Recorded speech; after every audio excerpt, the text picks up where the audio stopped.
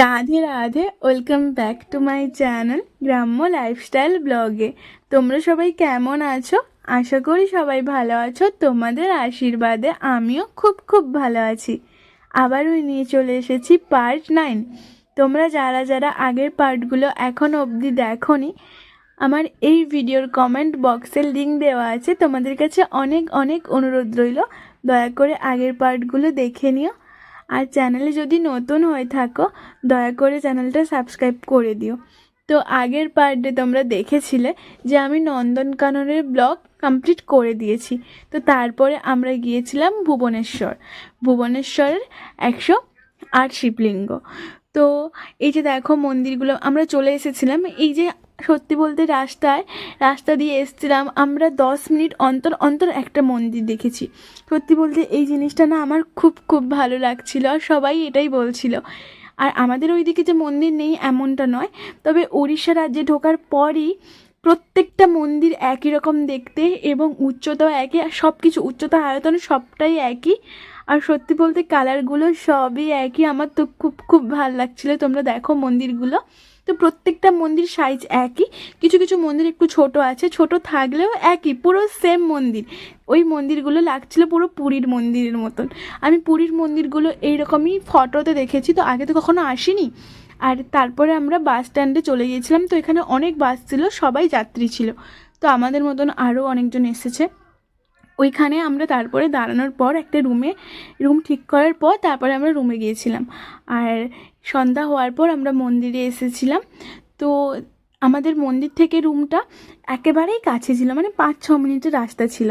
তো ওই ভেবেই ওই রকম কাছে দেখেই রুমটা নিয়েছিল। তো তারপরে আমার দিদান আরও মন্দিরে যাবে, তাই জন্য ফুল আরও কিনে নিয়েছে। এই যে দেখো নিয়েছিল।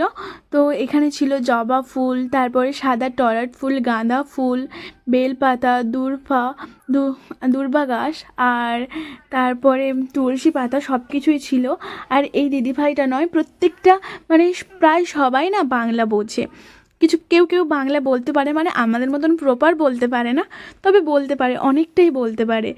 আর ওনারা বলছিল যে বেশি আমাদের ওই পূর্ব মেদিনীপুর, পশ্চিম মেদিনীপুর বেশি বাঙালিই আসে, আর অন্যান্য জায়গা থেকেও আসে, কিন্তু বেশি বাঙালি আসে। তো তোমরা দেখো চারিদিকটা কত সুন্দর লাগছিল। মানে যে যার কাজে ব্যস্ত। আর এই দিকের মানুষজনের কথা ভাবলে না সত্যি আমার খুব, মানে কি বলো, তোমার এতটা ভালো লাগে।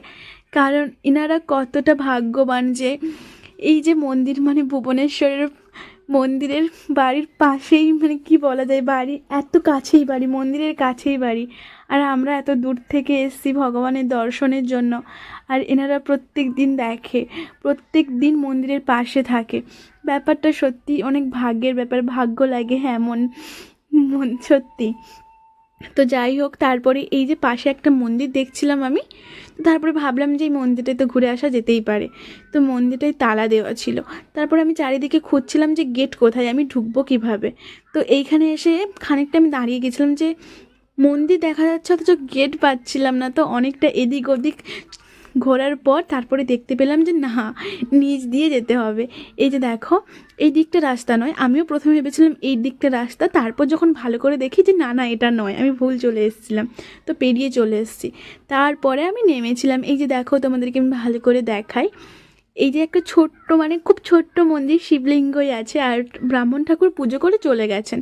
লাইট দেওয়া আছে এবং ছোট্ট মন্দির। এখানে বেশি 1-2 জন বড়জোর থাকতে পারে, দেখতে পারে। আর ব্রাহ্মণ ঠাকুর চলে গিয়েছিলেন, আমি জিজ্ঞাসা করতে পাশাপাশি লোকজনকে বলেছে হ্যাঁ পুজো করে একটু আগেই চলে গেছেন। তো দেখো কত সুন্দর লাগছিল, আমার তো খুব ভালো লাগছিল। যাই হোক, আমি কিছুক্ষণ ছিলাম, তারপর দিদান আরও ডাকতে আমাকে, তারপর আমি গেছি। তো তোমাদের কেমন লাগলো প্লিজ কমেন্টে জানিও, আর একটা লাইক করে দিও। আমি নতুন ব্লগ করছি, মাত্র কয়েক মাস হলো। তোমরা প্লিজ আমাকে একটু সাপোর্ট করো, একটু বেশি বেশি করে শেয়ার করো। ওই যে দেখো তোমরা, ওই যে দেখা যাচ্ছে মন্দিরের চূড়ো, তোমরা খেয়াল করো, আশা করি তোমরা দেখতে পাচ্ছ। চলে এসেছি, মানে আমরা চলে গিয়েছিলাম। আমি এখন যে ভিডিওটা এডিট করছি, সত্যি বলতে আমার মনে হয়েছিল আমি ছিলাম ওইখানে। তোমাদেরকে দেখাতে পাচ্ছি, আমার কাছে এটাই অনেক। আর এইখানে দেখো এই যে পাথর বাটিগুলো, এগুলো আমার খুব ভালো লাগছিলো। আর দিদানিকে বলছিলাম যে তুমি কি নেবে, বলছিল হ্যাঁ নেওয়া যেতে পারে, তবে আমি যদি নিয়ে নেই তারপরে গাড়িতে আরও যাবো, যদি চাপ পড়ে ভেঙে যায়, তাই জন্য দিদা নেয়নি। আর এখানে দেখো নারকেল ফুল, তারপরে মাখা বিভিন্ন ধরনের ফল, ওড়না ডুরি সব কিছুই পাওয়া যাচ্ছিলো। আর এই দিকটায় ব্রাহ্মণ ঠাকুরগুলো দাঁড়িয়ে দাঁড়িয়ে গল্প করছিল। তো তোমরা দেখো, আর এই দিকটায় রাস্তা। তো আমার দিদান কিছু জিজ্ঞাসা করছিলেন, তারপরে জানি না, এখন মনে নেই, কিছু একটা বলছিল আমার দিদান। তো এই দিকটা রাস্তা কোথায় গেছে জানি না, তবে এই দিকটাই মন্দির। এই যে দেখো, তো চারিদিকে দোকান প্রসারে মনে হচ্ছিল পুরো মেলা। সত্যি আমার তো খুবই ভালো লাগছিলো। আমি স্বপ্নেও ভাবতে পারিনি যে আমি যেতে পারবো। কত মানুষের স্বপ্ন। ভগবানের কাছে আমি এই কামনাটাই করি যেন সবার স্বপ্ন পূরণ হয়, তো সবাই যেন আসতে পারে। আমরা বিভিন্ন টাকা খরচ করে ফেলি বিভিন্ন জায়গায় যাওয়ার জন্য, তবে আশা করি আমাদের একবার হলেও আসা দরকার। প্রত্যেকটা তীর্থস্থানে আমাদেরকে আসা উচিত। তো তারপরে আমরা রাস্তায় মানে যাওয়ার পথে আমি আবারও মন্দির দেখতে পেয়েছিলাম, তো আবারও চলে এসেছিলাম।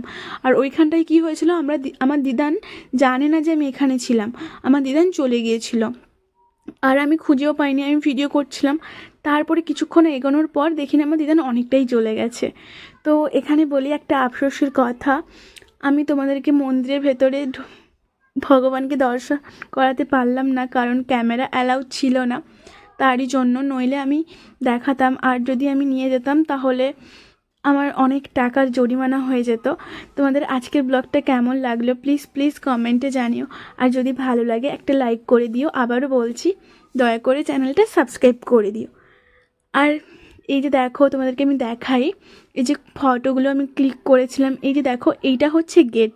এইটা মানে মন্দিরে ঢোকার গেট। তোমাদের আজকের ব্লগটা আবারও বলছি কেমন লাগলো প্লিজ প্লিজ কমেন্টে জানিও। আজ এই পর্যন্ত, দেখা হচ্ছে পরের ব্লগে। তোমরা সবাই ভালো থেকো, টাটা, রাধে রাধে।